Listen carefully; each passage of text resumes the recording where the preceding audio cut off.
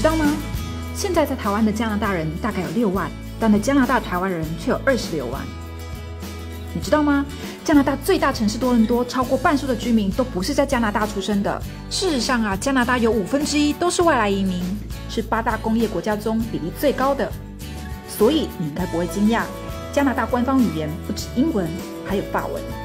加拿大第2大城市蒙特罗不仅是巴黎后第2大法语城市，联合国教科文化组织认定的设计之城，也被票选为最适合居住的城市之一。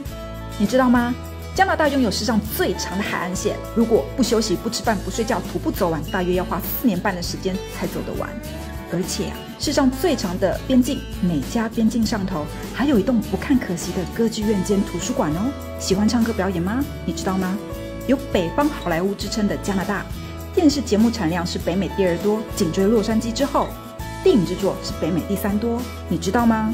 很多影视名人都是加拿大人，像是 The Weeknd、Drake、Ryan Reynolds、Ryan Gosling、Jim Carrey、Mike Myers、Ellen Page、Arcade Fire、David Dolan。台湾名人像是超级名模林志玲、高以翔、演员赵又廷、服装设计师吴继刚，也都和加拿大渊源颇深呢。如果你爱加拿大设计，到 Roots 走走吧。你知道吗？ Roots 在全世界有超过240家店，其中有106家在台湾，很亲近吧？你知道吗？其实台北小巨蛋溜冰场、101大楼的阻尼器，以及你天天搭乘的捷运文湖线，全是 Made in Canada。还有，台摩桌上的机械手臂又称加拿大臂，你天天打的篮球都是加拿大的智慧。顺带一提，诺贝尔奖历届得主中有23位是加拿大人，占世界第8位。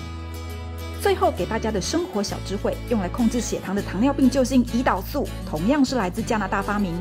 真的，真的，你不知道吗？马偕医生就来自加拿大。